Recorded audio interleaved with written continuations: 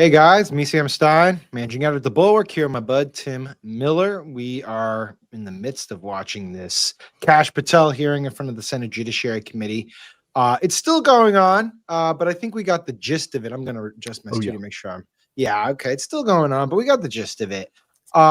Basic background. It's just like a big Tuesday between us, just a couple of buddies. You know, we like to wake up on Tuesday morning, get some coffee, watch Cash Patel do his BDI testimony in front of the Senate and just chit chat about it, just like any other pair of compadres. Yeah, what a life. Who has it better than us? Let's talk about, first of all, you raised a lot of people. You raised an interesting question in our Slack chat. Why the hell is Cash even up there? I mean, I know why. There's oversight hearings. The Judiciary Committee has oversight over the FBI. In theory, in a normal world, you need to appeal to members of Congress so that they are good to you and fund your initiatives and things like that. But I guess I understood where you're coming from. Like, this administration doesn't really give a shit what Congress does, so why send Cash up there at all? Yeah. It's a sarcastic, legitimate question, right? Like, why is he doing? I think you have to. Is it sarcastic? Well, yeah, and it's. I was making a joke, but it's also legitimate, right? It's like I think it's important to sometimes step back and say, well, this administration, across so many different areas, they are not interested in doing what past administrations have done, what the people should have done.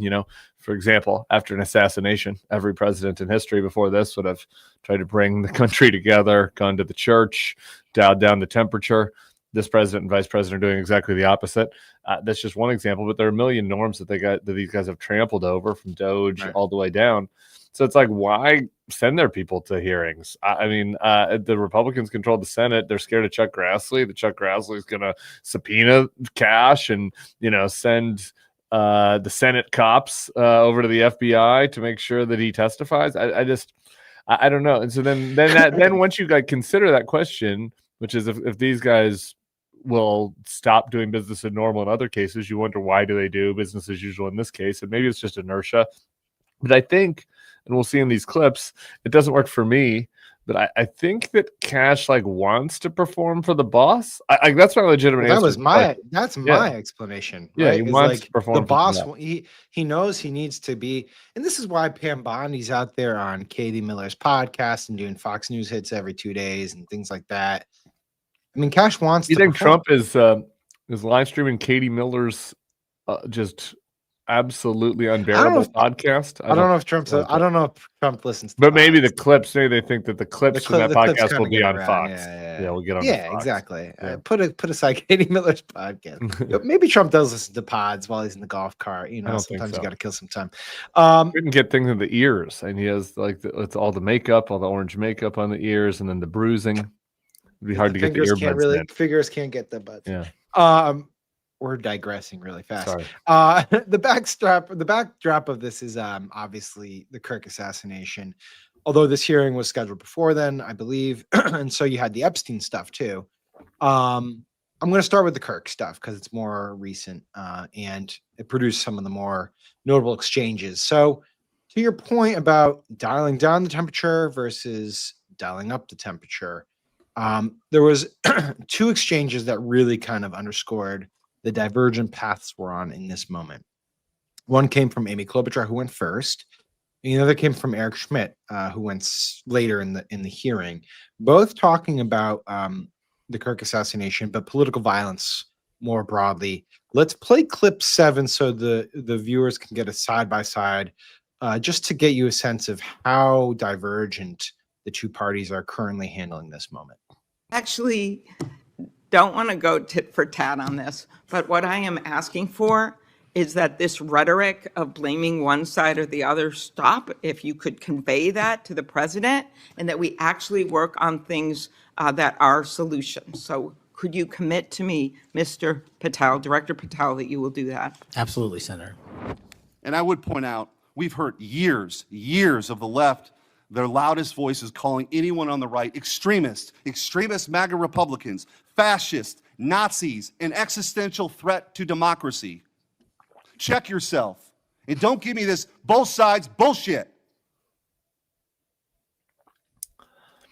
All right. So just to fact check, the people who called Trump a Nazi include J.D. Vance and Robert F. Kennedy Jr. But besides that point, I mean, that's just a petty little rejoinder, I suppose. Yeah. I just, what is that says it all. That just says it all right there. Yeah, it doesn't actually quite say it all because Eric Schmidt talked for, I mean, 4.5. What of the what 5 felt minutes? like an hour and a half. I don't know how long the actual speech You get was. 5 minutes, and he talked for basically all of it. Yeah. It was the longest 5 minutes of my life. It was a speech that I assume was written by Nate Hockman, his new speechwriter, who was Ron DeSantis' speechwriter and got into trouble for having fascist imagery in some of the material that the DeSantis campaign had put out in a video, and he's a controversial young man. Will Sommer knows about Nate Hockman. All about very him. He put big the on the- Sonnen rat in the video. Yeah. Yeah, very big on the new right. So Eric Schmidt has hired this guy who was cast out of DeSantis world, and he is refashioning Schmidt as like this culture warrior, nationalist. Because Eric Schmidt, I'm assuming most of the commenters had never even heard of them unless they're from Missouri up until recently. But he gives this big speech at the NatCon conference where he talks about where he does kind of a blood and soil. America's not about the principles of the Constitution, and then here. What was supposed to be questions for Cash Patel, he ends up asking himself questions where he does a bunch of rhetorical questions like was it a left winger or a right winger that did the Waukesha Christmas killing, and he lists all the killings, and then he answers them himself that it's left wing, and it's just stupid. He just leaves out all the right wing killings. I will say that It's just stupid demagoguery. The reson he had to answer the questions was because Cash actually did not want to play ball there. Cash was like, well, I'll let you answer those. And then he answered them. I will say Katie Britt followed that up where she did note that there were politically motivated killings that targeted Democrats. She didn't say that it was the responsibility of the right to denounce it, but at least she was honest about the current situation, unlike Eric Schmidt. Anyway, just one more thing about Eric Schmidt. I just it goes without saying, kind of like the ridiculousness of taking this moment. And there's just so much legitimate things to be concerned about with oversight of the FBI, whether it's like the handling of the various investigations, pushing people from out of child sex trafficking cases and domestic terrorism cases into immigration cases, the firing of all the stuff we'll get to. Other people ask for Eric Schmidt to just go on this rant that it's only the left wing people that do violent rhetoric or aggressive rhetoric or extreme rhetoric when the president of the fucking United States is Donald Trump. It's just so appallingly obvious and ridiculous and shameful, and yet I think he feels like he's going to get rewarded for it. I'm sure he's right wing media circles. Yeah. He'll get some good hits. He'll raise some good money. I mean, come on, let's be real. That's what it's for. Will, I'm going to bring you in here because let's switch to the Jeffrey Epstein stuff at this point, because I was a little bit surprised. We could come back to Charlie Kirk in a little bit because they did mention Section 230 in the context of what you're talking about, Tim, just like tamping down on some of the stuff that's causing this. But the real big thing was the Epstein stuff to me. That was where the news was made. And let's just play clip one because Patel opened it up by throwing someone so far under the bus that I was shocked. Poor Alex Acosta. Alex Acosta. Run over by the bus. Then the bus turned around and just put it in reverse and just did it again. This is what Kash Patel said about Alex Acosta and the Epstein files. Let's play it.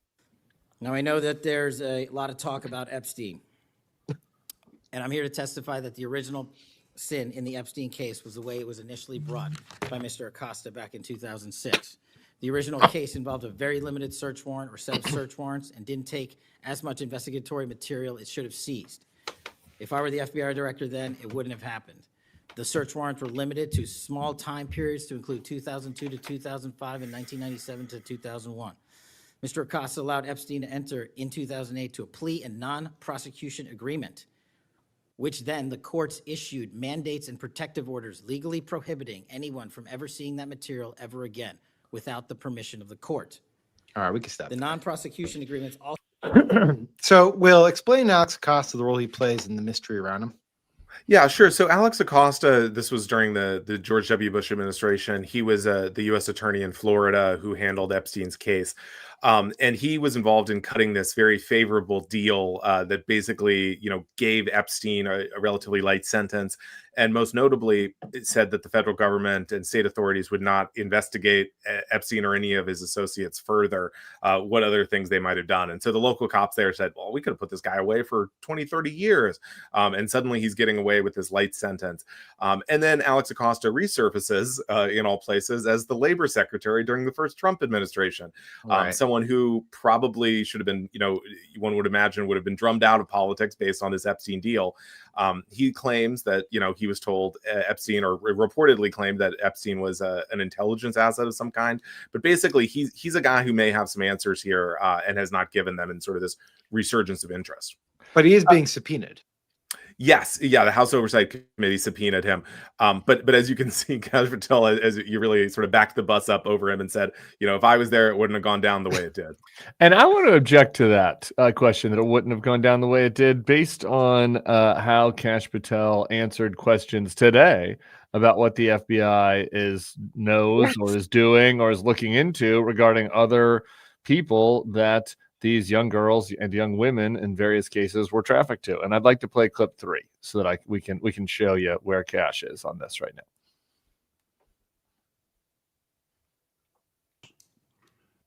You've seen most of the files. Who, if anyone, did Epstein traffic these young women to besides himself? Himself. There is no credible information. None. If there were, I would bring the case yesterday that he trafficked to other individuals. And the information we have, again, is limited. So the answer is no one For the information that we have in the files. in the case file. I mean, this is crazy. That is crazy. Like the idea that every single one of these young women and young girls were only trafficked for Epstein's personal sex use. Like many of them have testified about others, including most famously Prince Andrew. Many of the victims have testified about that. And then you notice that Kash, he does this a couple other times too. When he's asked about Epstein, he specifically talks about the case files. The senators will ask about the files, and then he'll say the case files. And the reason why he's doing this is because he wants to limit the scope of his responsibility to things that were actually in the evidence that was presented in the cases, in the court cases against Jeffrey Epstein. But like, during the FBI and the government gathered a ton of other information about Jeffrey Epstein over a period of time. And sure, typically the government does not release information about people that they suspected or whatever that they did not bring charges against. But like, that's what Kash was calling for his whole career as a podcaster, right? Was like reveal all the people that are his known associations, because we know there are a bunch of them. We know the government has a bunch of them. We know that Donald Trump is mentioned in there a bunch of times because they said that they created a share file of all the Donald Trump mentions. So he's playing this word game between files and case files. I don't know if the senators caught it or they wanted to let him get away with it or they didn't care. But like I think that that is pretty telling, and I don't know if that's going to be a good enough answer. We know this. We know at least Kennedy himself caught it. I mean, Kennedy followed it up. I wasn't in the clip. I'll read it. Kennedy said Patel's going to have to do more to satisfy the American people. Quote, the issue is not going to go away. And I think the central question for the American people is that they know that Epstein trafficked young women for sex. They want to know who, if anyone else, he trafficked these young women to. You're going to have to do more. Actually, we do have the clip, but we don't have to play it now because I just quoted it verbatim. But like, there's no, it just doesn't pass the smell test, right? Like the idea, to your point, Tim, that all these girls were on the island or wherever, and it was just for Jeffrey Epstein, doesn't make any sense whatsoever. And then you have things like the British ambassador to the U.S. getting sacked recently, Prince Andrew, and all the scandal around him, and not to mention the years and years of conspiracy theorizing that people like Patel himself were engaged in around this idea that this was some sort of great cabal. So yeah, no, I can't imagine that's going to go. I mean, I would love to have. I mean, Kash does do some MAGA media, and I feel like that'd be a nice follow up for folks in that world. Which is just what made you change your mind? Like you don't. Go ahead, Will. Well, I was just gonna say, at one point, Cash says he hasn't read the whole all the files, and so related to Epstein, and so on one hand, I realize it's a lot of files, but he was the guy who was like, the FBI director has the files, we got to get them, and so for him now to be kind of the face going on things like Fox News and saying it's over, get over it, move on with your lives, maybe he should take a look at the files. Just a suggestion. It's crazy. I mean, that is nutty to think that he wouldn't look at the files. Has there been any reaction online around this, or are they just moved on from it, Will? I think in many ways they've moved on. I mean, obviously this hearing just ended recently, but I think there's so much focus on Charlie Kirk right now. And one more thing I would say about Cash saying, it wouldn't have gone down that way if he was in charge. I mean, it was striking to me that when he was asked about the 764 network, which is a big understandable cause celeb on the right, which is sort of this sextortion, violence network with a praise on children, that has been a real FBI priority. He initially said, what? I don't know about that. So it suggests maybe it's not that big a priority for him. And I think that's one I did see people on the right were a little irritated by.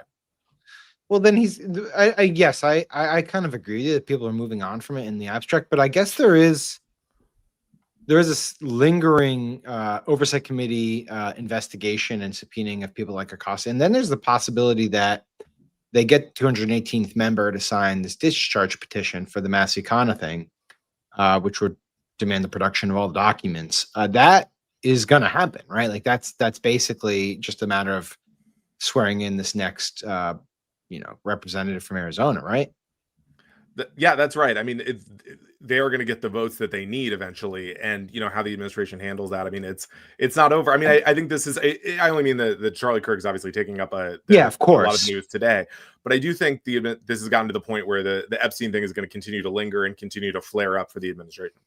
I just want to say one more thing on the Epstein thing that they didn't. And Sam, you suffered through more hours of this than I did today. I had a couple of other interviews I had to do, but it wasn't suffering. So maybe you can tell me if I missed it. But during the lengthy segments that I watched, he wasn't really pressed on something that we do know, which is that there were a bunch of agents that were tasked with going through all these files and combing through them, and that that they were asked then to flag Donald Trump when they saw him in the files, whatever that means, right? And I think that when you talk about this, maybe the heat being not around this, particularly on the right, like in this moment following Kirk, like that is something that the calculus changes if the Democrats do take back the House, if they do win this, and like to me, I would be looking at oversight of that process, like who was directing it, who was doing it. Can we have some of the people that were reviewing them testify? I will say the majority, the Democratic side of the ledger, like did not actually focus that much on Epstein today.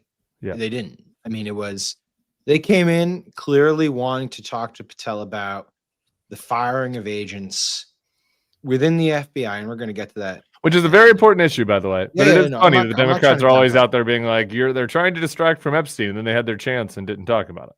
Right. Like they went in there and, I think the reason, I don't know what the reason is, but they went in there with the focus on whether Patel had fired mid and senior level agents because they were involved in prior investigations into Donald Trump. And it comes on the heels of a couple of lawsuits filed by those agents alleging that they were improperly filed, with some pretty eye-popping details in those lawsuits. But they did not, the lawmakers themselves, I mean, like, I don't know, am I missing something? Well, like, I didn't hear that much. The segment we just played was from Senator Kennedy, who's a Republican. So it wasn't like it was a major focus today for the Democrats.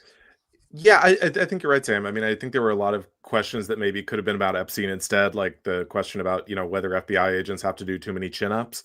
Right. For maybe get to that. Perhaps. Durbin, I think, mentioned Epstein, did he not? Durbin mentioned it. He said, did you sign the memo? He said, why did you not sign the memo that came out from the FBI and the AG saying that there were no more records?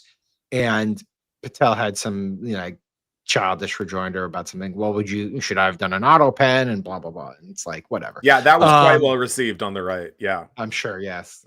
Tee him up. But, and I guess Cory Booker Did you see the Cory Booker's thing? I guess he mentioned it, but it was part of like a longer rant. We could play. Let's play the Durbin thing just because I referenced it. It's clip number 2. You can see Durbin, but let me before we press play. Let me just point out, and this Durbin is old. Like he's retiring this year. He's 78 or something like that. Like you can tell. I mean, his fastball's not there. He's just reading from the paper. He seems kind of caught off guard when Patel pushes back, and I thought that really set the tone for the hearing. So let's play the Durbin clip. Bondi also pushed the FBI to review approximately 100,000 Epstein-related records on an arbitrarily short deadline in March, and the FBI was directed to flag any documents that mentioned President Trump. Nothing came of that review until July, when DOJ and FBI released an unsigned memorandum stating there is no incriminating client list. Why was this July 7th memorandum unsigned? Would you prefer I've used AutoPen? Well, why was it The unsigned? memorandum had the insignia of the Department of Justice and the Federal Bureau of Investigation. And in our effort to secure transparency for the American people, because the 3 prior administrations had not done so, we conducted an exhaustive search of everything related to the Epstein cases, and we produced what was legally and permissibly able to be produced to Congress and the American public. So And did there's you a congressional did you- subpoena, and we're continuing to do You so. personally direct that investigation so that you would sign such a, Did I personally direct what investigation? of the Epstein records for any reference to President Trump? Again, you are citing reporting that I think is baseless. We conducted an investigation of the Epstein case files pursuant to the direction of the President of the administration to provide all credible information, and we are working with Congress pursuant to a congressional subpoena to turn over all the documents we can. All at- individuals. Who were at cited. DOJ and FBI was Okay, we could responsible for probably drafting stop it there. Like I got lost honestly with what Durbin was getting there. So processy. I mean, I think he's talking about them trying to flag mentions of Trump, right? Yeah, right. Like, Yeah, just they get are. on that. Yeah, well, exactly. Like, because Cash says, well, that's maybe faulty reporting, and then I think you follow up with specific things, right? But even the point of he mentions this, right? But like that point of, was this a valuable use of FBI agents' time, right? Like going through all of the Epstein files for you guys just to say that there's nothing here, nothing to see here? Like, are you telling me that the thousands of man hours that were spent for federal agents who are supposed to be keeping the country safe to go through the Epstein files were for nothing? Like, you got nothing out of it? There's not a single other lead? You have no leads?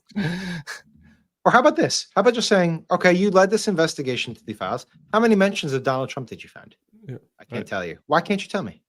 Right. I'm not going to get into it. Why not? It seems like you're covering for Trump. I mean, like that's basic stuff, but it just, I don't know. It seemed to pass him by. Any other thoughts before we move on from the Epstein stuff? Will? No, I mean, I think Kash Patel, obviously, as you can see, really pushed back on basically any question from Democrats about Epstein. I think, at the moment, they seem to have avoided, I think, a big backlash from the right, but, remains. Yeah, but I think I think the right's over it, honestly. I just think they're over it. It's just we've went to a place where they just don't care anymore. It was a big deal in the summer. Was there any discussion of the fingering at the TPUSA event during the hearing? Did that come up? We don't need to. We don't need to reference that ever. All right, switching. How am I going to segue here? Switching to the other matters. Now we're going to finger the truth. More internal matters. Oh no! All right, we're going to talk about FBI internal matters now. Cash Patel was pressed on a couple of cases, on a couple of instances on the firing of these officials. There was a big story in the Times here. You guys read it that preceded this hearing? Okay, so rundown is this guy, Chris Meyer, field agent, signed to fly Patel up until last month, was basically was accused, I should say, of being the main agent in the Mar-a-Lago documents investigation. Problem was Chris Meyer was never signed to that case, and he was, according to Times, at a lakeside vacation with his family in Virginia when the FBI conducted the search of the Mar-a-Lago property in August 2022. And yet he was fired by Cash Patel. And he was fired alongside another agent, guy named Walter Giardina, sorry.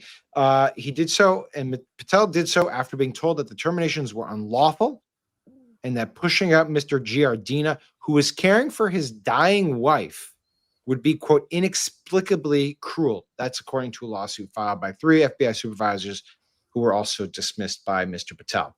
So that was like a lot of the backdrop of the hearing today. A lot of what the Democrats pressed him on. Patel just kept saying, no, everything was done merit-based. But Tim, what are your thoughts on the article? And The how Patel merit-based handled it? thing is actually pretty. Well, can I go to the merit-based, or I don't know, Will, Sure. do you have thoughts on the Times article? Yeah, I mean, I think that article demonstrates, what also comes out in the lawsuit is that Kash and Dan Bongino are just extremely sensitive to social media criticism, or these conservative ex-agents who are saying, on podcasts, that guy's a liberal. Why are you promoting that guy? And then Kash will call someone up and say, hey, they're saying you were involved in this. Is that true? And then, Well, let me just jump on that, because there's another part of the article, to your point, Will, about Brian Driscoll, who basically was running the bureau until Kash came along on an interim basis. And Driscoll goes to Patel and he's like, why are you listening to this guy? And what Driscoll's talking about is a right-wing podcaster, a former FBI agent named Kyle. What is his last name? Kyle Seraphin. I want to write something about him because he's really Kash's nemesis. Yeah. What the hell? What the fuck is going on here? Like, what is the story? I thought I thought me and Kyle might have had a moment, because I was sharing a lot of his material going after Kash, and we started following each other on social media. But then turned out he didn't like my criticism of JD Vance's podcast yesterday. So all right. So but Kyle Seraphin more is sympathy. talking about Chris Meyer, and Cash Patel is taking it as gospel, and Brian Driscoll's like, hey, you can't listen to this guy. What is going on? Yeah, so like the brief Kyle Seraphin story is that he left the FBI. I believe he was fired, or there was some whistleblower thing.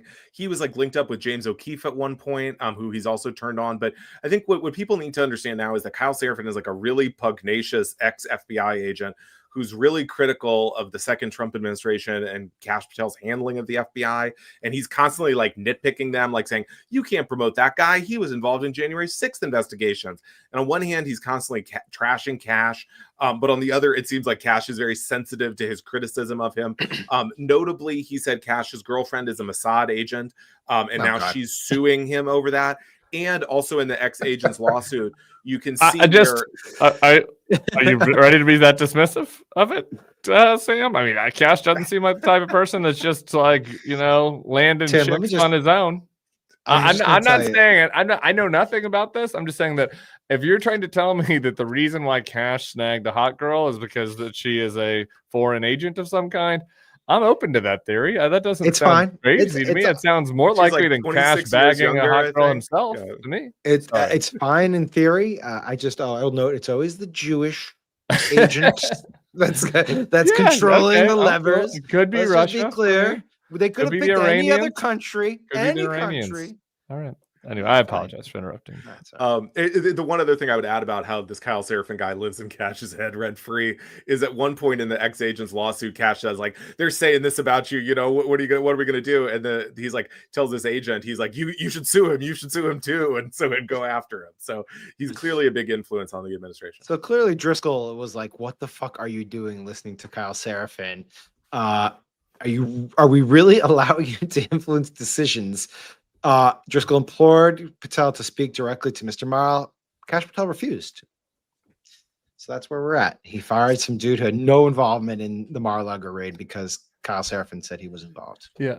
So here's like the thing. I mean, there's a lot of that in there, and there's a lot of funny stuff we can go through. As Will and I were talking earlier this week about the challenge coin Cash that has Cash's name on it that he's handing to people. And do you have one? And I don't have one. And there's a lot of firings that seem very suspect. And I've had Mike Feinberg on, who got pushed out for being friends with Pete Strzok. So like that is a big problem, I think, across the bureau. Today, Cash avoided like having to really, I think, engage in any of the details in any meaningful way. In part, just because he kept like ducking it and ongoing lawsuit. Exactly. Lawsuit. Can't talk about it. That said, one thing I just wonder from this hearing that might linger with him is the line he kept using about everybody that's been dismissed, which is a lot of people, is they failed to meet the standard or uphold the Constitution. You talk about meriting. They failed to meet a standard. And I don't know, man, if I'm Brian Driscoll, who's like a lifetime FBI agent who was just doing my job, well-respected inside the building, gets accidentally put into the role as acting head of the bureau. And by accident, I mean like literal accident. Literally, they put the wrong name on the press release. And so he And ends then they up just never corrected it, which Yeah. is the best part. So Like, he just like run with ends it. up as acting FBI director based on a fuck up. And he's in there and he's just trying to do the best he can with his job. And they're like telling him to fire people and stuff. And now you've got this fucking clown like up there testifying in front of Congress that you don't meet this, that you failed to meet the standard, that it was that I made a judgment call to fire that person. To me, if I was one of the guys on the side of the lawsuit, that would be an inflammatory remark. I like that would be something that would make me more likely to want to go even harder at Cash, either through the legal process or the media, etc. And I don't know that over the long term he really set himself up for success as far as the coming blowback from folks within the building. I think that's totally fair. Like that would piss me off, right? Like, and there was another point in the hearing where Cash, we actually could play this clip where he's talking about, well, me and Bongino, we have a collective 31 year. Let's play it. It's clip 4 because it's so good. Got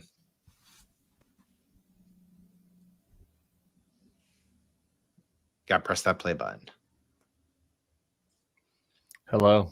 This is kind of like, it's a dramatic pause because this is what Cash does. He does this. It's like you just want to see his like little beady eyes.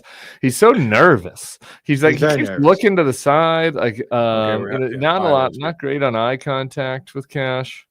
Well, my point was that he at various points, he gets very defensive, nervous about like people going after him and Bongino for being podcasters. He's like, you're just dismissing my 31 years of combined experience. Which, it's 16 and 15 divvied up. And like their experience was like what? Bongino was a Secret Service agent for a little bit. And Cash Bongino was driving the golf cart for Obama. For Obama. That was his gig. And Patel was like a Nunes staffer, and then he worked with Trump. But like if you're Driscoll, you like were in the trenches. Maybe it wasn't for 31 years total, but and neither were theirs. But like that would piss me off for sure. I will just note, just to close the loop on the on this dude that Will loves, Seraphin. Yes. This is what the Times wrote, because after this whole thing where he gets Driscoll fired, he gets Meyer fired. The Times writes this: Mr. Seraphin acknowledged to the New York Times that he might have gotten some wrong details about Mr. Meyer's will. Oops. But he said the firing proved he had been close to the mark, adding that it had not been his intention to get anyone fired. It's real, like, Keystone Cop stuff here, basically. Yeah, I mean, they're very sensitive, clearly, to this right-wing media world, and I would say not in a good way. Can we get to the pull-ups? Because we're going to close it with the pull-ups. Yeah. So, okay, I think we'll close with this. I don't think Democrats acquitted themselves particularly well. They didn't really end too many punches. There was a weird Cory Booker moment where he got really impassioned and they started screaming back and forth. Not sure what it accomplished. Quickly, there was one moment where like Cash kind of entertained the idea of an assault weapons ban, but I just didn't really quite understand what he was getting at with Amy Klobuchar. And then there was Mazie Hirono. We don't have the clip here, but she basically was talking about basic training for FBI agents in the field, and she said, "Well, I think it's wrong because women can't do pull-ups like men can do pull-ups," which is already being taken by the right as evidence that Mazie Hirono understands that there is a distinction between genders when it comes to physical abilities. So there's that. Also, it came right after Senator Schmitt's 4.5-minute diatribe about how Democrats are responsible for all the violence in the universe, and so Hirono just sort of let that one slide. But Tim, you had some real thoughts on Hirono. Well, I just really had thoughts about Cash Patel doing push-ups or pull-ups. I mean, it's pull-ups. Cash Patel was really, really adamant. Like the thing is, probably the most adamant about the whole hearing was that agents need to be able to do pull-ups. Right. And I guess so. I don't know. Sure. I think that probably it's good for FBI agents to be able to do pull-ups, but I don't know. He just pushed out to like one of the China experts who like know whose job is counter intel on China. And I'd like to have some people in the FBI that, are very good at, getting into the domestic, maybe somebody can't do a pull-up because they are undercover as an incel. And they're going into incel culture, and I think that would be fine with me. I guess I just don't know if that's the top priority I have. If it's a You say- subsequent child, and it's not the top priority I have for if I'm Mazie Hirono to ask questions about, but it's also not the top priority I have if I'm the bureau director, the head of the I bureau. like this idea that the undercover incel agent has to do such great method acting that they can't. So weak, I can't do a pull-up. That's how you really commit to the bit. Oh my god. Well, that's too this is funny. this is a few weeks after Cash put out the video of himself doing pull-ups as part of the RFK Right. Pete Hegseth Didn't he get in challenge. trouble because of the timing of that? I forget. Maybe I'm Well, and misremembering. people say, I mean, you look at it. Look, I'm not Mr. Pull-up, but he can't. I mean, he does like one or two with good form, but then the rest are just like like wriggling. And you know, the little response chipmunk online, pull-ups kind of. that yeah, he's he's doing. kind of like throwing his body up. And what's crazy is you can tell, I guess he's converted this open air part of the FBI headquarters into a gym. And so you could, I mean, this is like going on the streets of DC that the FBI director is going like, whoa, whoa. Well, they're all should- trying to outdo each other, right? It's like the We should grab that RFK video headset in thing. post for the people that watch this not live. We love you live, folks, and commenters, especially the guy that called me handsome over there. But for the people, for the What? folks that come later, we should grab the video for them so they can enjoy it. All right. There one last thing before we let you go, because it's been discussed in the comment section, and this is right up your alley. But there's people who don't think Patel dresses the part. Doesn't really know how to dress like an FBI director. I have no actual strong thoughts. I did notice his tie had been really loose during his confirmation hearing. It was a little tighter today at the knot area, but it wasn't like totally tight, and it still was a fat knot. And I'm not sure I can weigh if in that's on this. really. Yeah, you want to weigh in on this? I'm kind of a sartorial fan. Yeah, so Oh. I agree. His knot is too big, and I don't understand. He has like some sort of symbol on the tie. It's like it looks almost like the Emmys award or something. It looks like an angel or something, and so that's weird. I don't think that's appropriate. He dresses it's sort of like almost like he's like going to the club like a gentleman's, like not a strip club, but like an old like London gentleman's club. Like the executive branch club that they all go to in Georgetown. Yeah, basically? exactly. he's But going that there. I do think that knot is just way too big, and this whole administration, they love the suit lapels are too thin, and so on. What? I didn't realize we had Derek fucking Guy. My on problem this is with his face, not his outfit. Okay. And maybe there's nothing he can do about it. I've said this about myself in case people are saying this is too mean. It's a People little are mean. like, they're like, Tim, if one of your loser candidates had ever won, would you have been White House press secretary? And I always say I probably would have been communications director behind the scenes, because the press secretary, it's important to have a good poker face, and I have a bad poker face. If I hate you, Oh, you can tell immediately on my face. that's And the so face like problem, some people not just like don't the have a literal face for the press secretary. Gotcha. Cash does not have the face for being in charge of the Bureau of the FBI. He looks nervous and scared. His eyes are darting always. He looks very uncomfortable. And maybe it's not his fault. Maybe that's just how God made him. But like he doesn't have a face for the job. Trump likes people to come from central casting, and he doesn't have the face for the job. So that's right. Yeah, I agree with that. He doesn't exude the sort of like I'm above it all, and I'm just going to play it really cool, and I'm not going to tell you anything. I'm going to be kind of intimidating aura. He doesn't have that. No. But he does have Trump's backing for now, and I think that's all that matters. So Here's what I'll do. there have been some chatter that he might be on the way out. In No fact, way. I think Booker said, "This is probably your last hearing." No fucking way. No way. Not happening. I'm putting my money down. I don't even know what the poly market Yeah. odds are on this one, but I don't He's care. not going anywhere. Not going Can I just flag something that producer Yeah, and then Jared Tim's gotta and- run. and our comments just briefly. It's apparently a Liverpool Football Club tie, which is even crazier. Huh, maybe he's a big. He does love those soccer flag things that he drapes all over the place. Maybe he's a big Liverpool fan. All right, Tim, Will, Oh, baby, I got to roll. Thanks, we're gonna everybody. roll. Thanks everyone for tuning in. Appreciate.